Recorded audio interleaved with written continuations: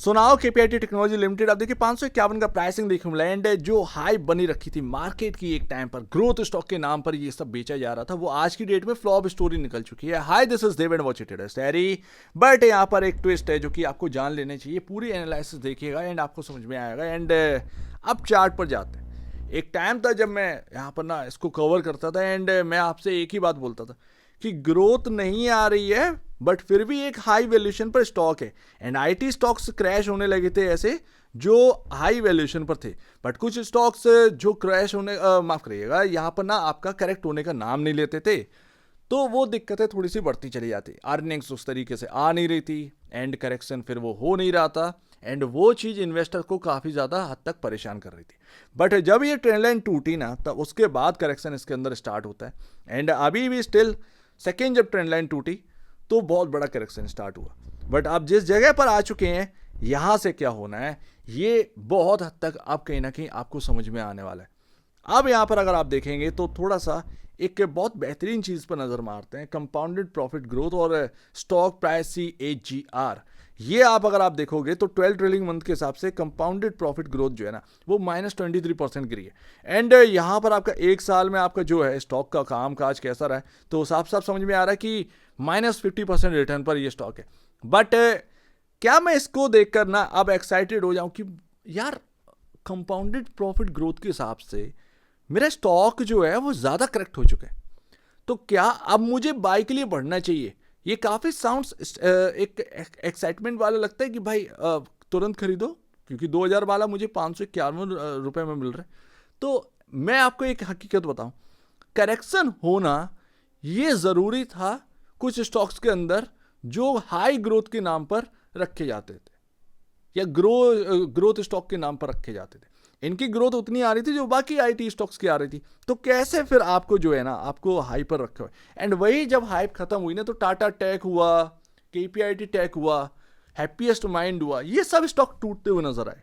अगर आपको मार्केट के काफ़ी interesting news and updates daily basis पर चाहिए तो आप चैनल को सब्सक्राइब कर सकते हैं जिसका लिंक आपके डिस्क्रिप्शन बॉक्स में देखने को मिल रहा है, सो प्लीज़ सब्सक्राइब।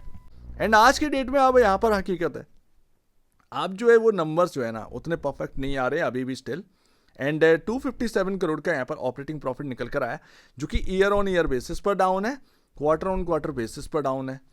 तो ये साफ साफ बताता है। एंड ऑपरेटिंग मार्जिन भी सबसे लोएस्ट पर है आफ्टर मार्च 2024 के नंबर से, आप जो है क्वार्टरली नंबर से आप अभी तक का अनुमान लगा लो तो सबसे लोएस्ट ऑपरेटिंग मार्जिन है जो कि कोई भी अब बर्दाश्त नहीं करेगा। बट बहुत कुछ प्राइस इन हो चुका है, ये भी थोड़ा सा ध्यान रखिए। 2000 वाला 591 पर आ चुके, बट अभी भी जो आपके नंबर्स हैं क्या वो जवाब दे रहे हैं कि मुझे अब यहां से अभी भी अब बाई का सोचना चाहिए, धीरे धीरे स्थिति सही होगी? क्या लगता है?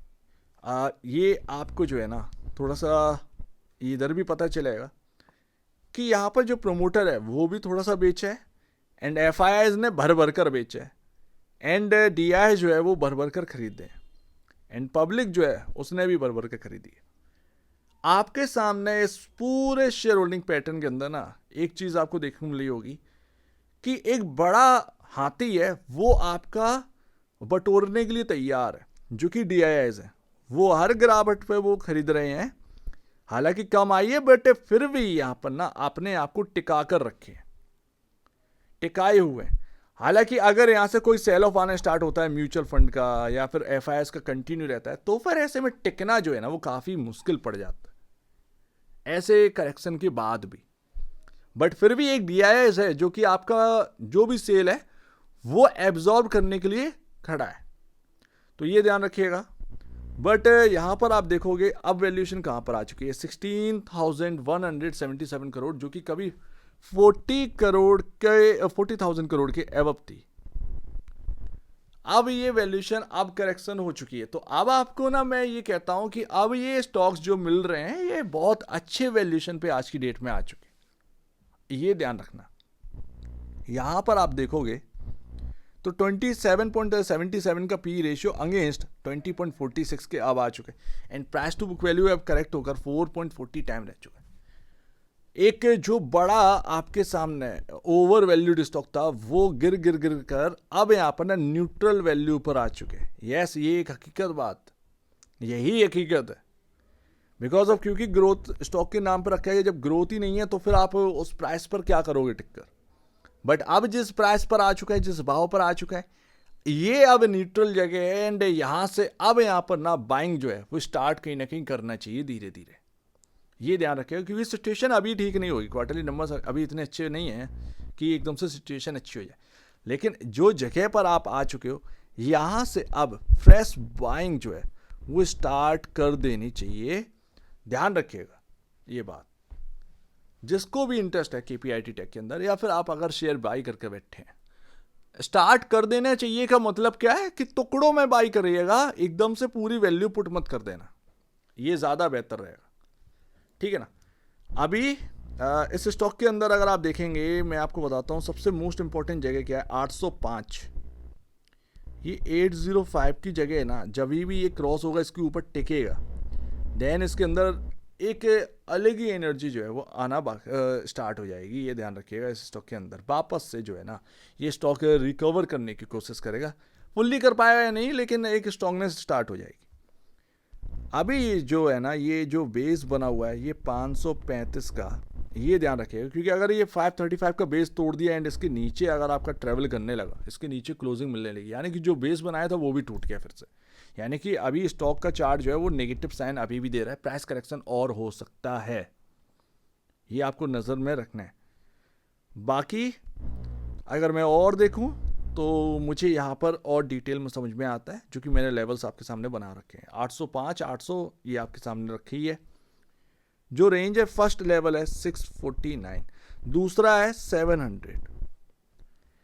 ये जो जगह है ना ये काफ़ी क्रिटिकल है इस स्टॉक के अंदर, एंड वहीं पर आपकी मूविंग एवरेज है 50 डेमा और आपका 100 डेमा इसी रेंज में 649 और 700 की।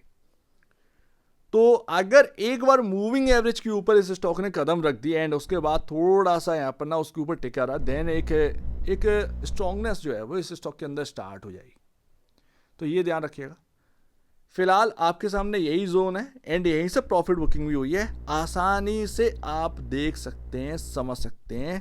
ये कल की कैंडल है एंड ये 649 660 जाते ही यहाँ पर ना वापस से टूटा एंड अब तो नंबर का इम्पैक्ट है तो वापस से 591 आ गया। बट ध्यान रखिएगा 535 ये जगह बहुत इंपॉर्टेंट है, ये अगर टिका रहा ना तो वापस से बाउंस करने की कोशिश करेगा। लेकिन अगर ये 535 से 530 के नीचे क्लोजिंग दे गया, वहीं से एक नेगेटिविटी स्टार्ट होने लगी इस स्टॉक के अंदर दोबारा, यानी कि एक आपको समझ में आ जाएगा कि बस प्राइस करेक्शन अभी भी होना बाकी है। तो जो एक हाइप थी जिसकी वजह से ये स्टॉक बहुत हाई पर था, वो सब प्राइस इन हो चुका है, सब कुछ जा चुका है। अब आपके सामने जो स्टॉक रखा हुआ है वो रखा हुआ है बिल्कुल एक फ्रेश स्टॉक है, जिसमें अब यहाँ पर ना किस तरीके से आप एंट्री बनाते हो, अब ये आपके ऊपर मैटर करता है। तो ये ध्यान रखिएगा। बट ओवर हाइप जो था वो सब जा चुका है हर स्टॉक के अंदर से, जो कि ग्रोथ स्टॉक के नाम पर बेचे गए हैं, या फिर उनकी एक पब्लिसिटी टाइप का बनाकर रखा था कि यही सब कुछ है। तो वो ग्रोथ वैसी आई ही नहीं रहती है, कितना भी क्वार्टर नंबर उठा के देख लो, नहीं आई थी ग्रोथ। और हैवी वैल्यूएशन वाले स्टॉक्स में ना जब भी ग्रोथ नहीं आएगी तो फिर प्रॉब्लम तो आएगी, उसके प्राइस करेक्शन आपको देखने पड़ते ही हैं। ये हिस्ट्री रही है और वो हिस्ट्री रिपीट भी करती रहेगी। सो उम्मीद है काफ़ी कुछ आपको समझ में आया होगा। एक बार वैसे पहले आप बेचने से पहले अपने ब्रोकर एडवाइस से जरूर सलाह लीजिएगा, खुद की स्टडी करेगा, उससे बेहतर कुछ भी नहीं, खुद की स्टडी मस्ट है। तो आप दीजिए वीडियो देखिए, बहुत धन्यवाद।